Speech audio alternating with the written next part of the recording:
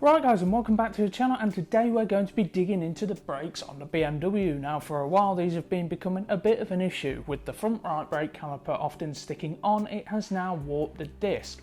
So instead of just changing the front disc, we're going to replace the brakes all round. And in these big heavy boxes are some new brakes for the BMW. Our friends at Mtec have sent us out some discs, pads and a caliper for the BMW. I have used Mtec brakes for many years now, even before the YouTube days. So if you want to get your hands on a set of Mtec brakes for your car, go ahead and check out the link in my description. I'm not just saying it when I say I've used Mtec brakes for many years now. My E430, my Mini Countryman, my BMW E36, many other cars that I have owned have ran these brakes, and it's because they're just the best budget performance. But I'd like to hear what you think, your experience of Mtec brakes. Go ahead and leave a comment below.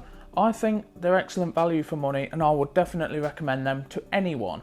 So go ahead, click that link in the description and go and get yourself some new brakes.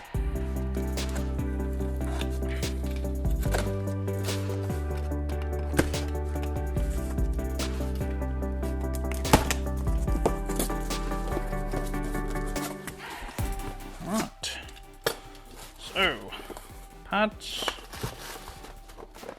pads that have been squished. My favourite kind of packing. Right. Let's put that down there.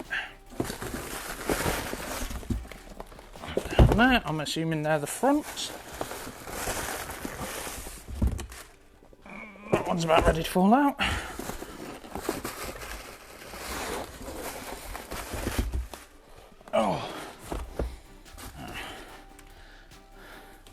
So we have the caliper, the discs and the pads. These calipers are a common failure point on the BMW E36, and this is a really cost-effective replacement to that issue. So let's see what we've got in terms of discs. Now I went for a silver coating on these and that looks fantastic. So this coating on the disc face itself will wear off over time, but it leaves this protective coating to stop the metal from rusting so much under the conditions that these are exposed to. That was the rear disc. Let's see what we've got front discs.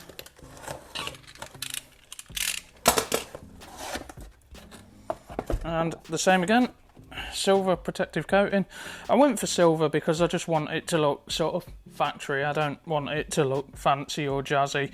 These will sit really nicely behind those wheels that I've fitted. So next thing is we need to get to fitting these. Right, so to start with, whilst everything's still together, I'm just going to start by slackening off this 6mm Allen screw there. All that does is hold on the brake disc to the hub whilst the wheel isn't attached. So normally these can seize up and I recommend using an impact driver, but I forgot mine, so I'm just going to try and do it the old-fashioned way and hope that it does just come undone.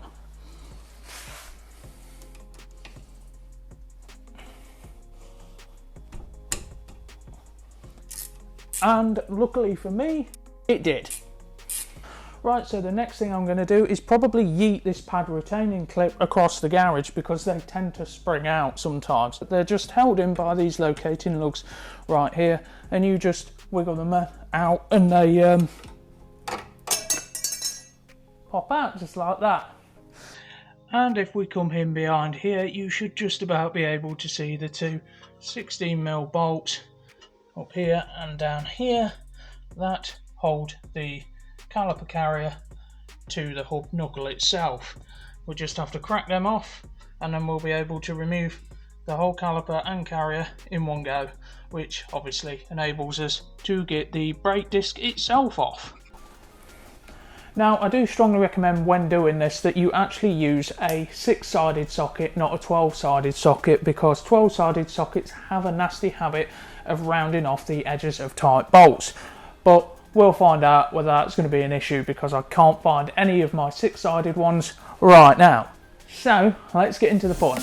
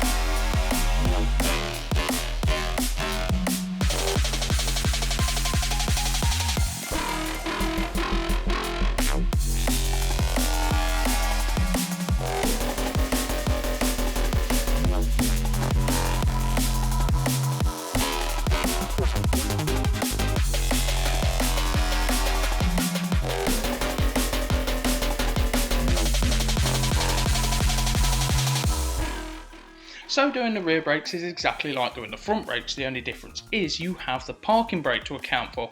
So if we look here, we have the parking brake shoes and the adjuster. So when you want to adjust your parking brake, you quite simply go through this lug bolt hole, or line up any of the lug bolt holes and put a flat bladed screwdriver through there and tweak that one way or the other depending on which way you want to adjust it. So the easiest way to set these, I've found, is once your brakes are all assembled, you basically put your screwdriver through there, tighten it up until the disc doesn't turn, then back it off until you feel just a little bit of drag on the disc, and I found that works perfectly fine, and your parking brake will work fine after that.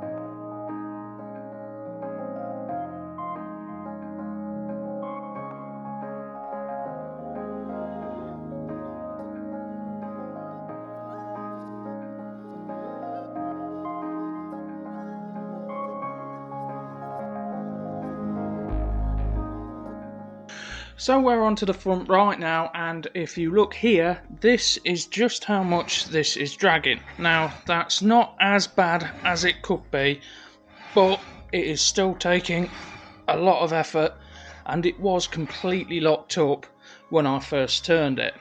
So that said, let's get into this and get this whole side sorted out. So on this side we're going to do things a little bit differently, and that's because we're replacing this brake caliper because this one is sticking on, and that's what's caused this brake disc to warp a little bit. So that said, we've got some challenges on this side. Obviously corrosion has been a factor all round, but the left side of the car was, you know, really easy. Right side rear, bit of a challenge, more so because I didn't use my impact driver on the brake disc retaining screw. But on this side we have a rounded off caliper carrier bolt, so this is going to be a little bit of a challenge. My plan of attack for this is, because the brake line sits right in the way, I'm going to clamp off and remove the brake line, because I've got to anyway, and try and see what sockets I've got that will hammer tightly onto there, and hopefully we can get it off. The reason I'm going to clamp off the brake line is so that hopefully we only have to bleed this corner and the rest of the system will be okay.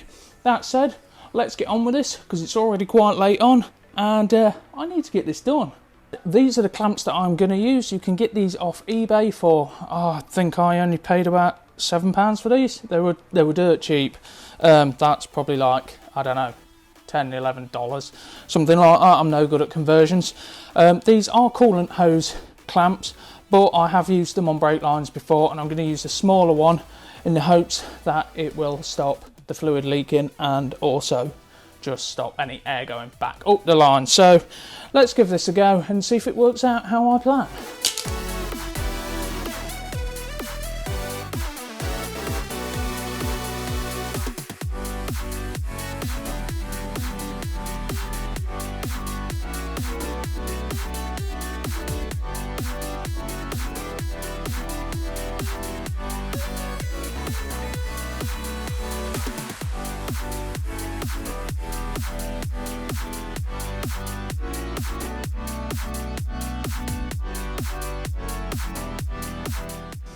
Right, so after some fighting we finally have the old caliper off, and this is well and truly stuck, and there is a lot of corrosion around that piston there.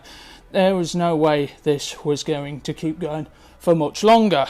So that said, we now have our nice shiny new caliper ready to go on, and this is going to look so much nicer behind those new 6 Performance wheels. Let's get to it, get it all put back together, and then get to bleeding it up. That was not fun fighting with this rounded off bolt. Let's get back to it.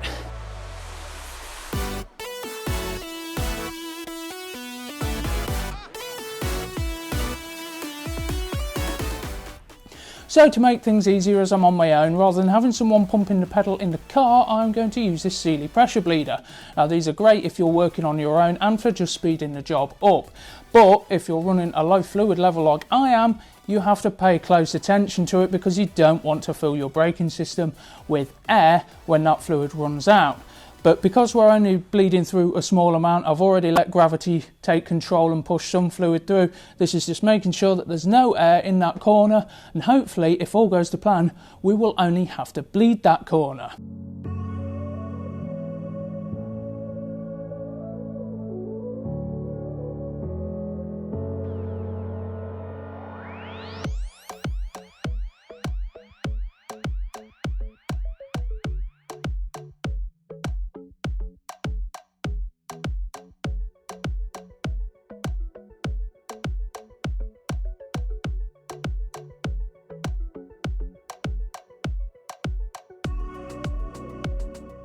So that job went pretty well, to be fair. I mean, as well as can be expected on a 30-odd-year-old car.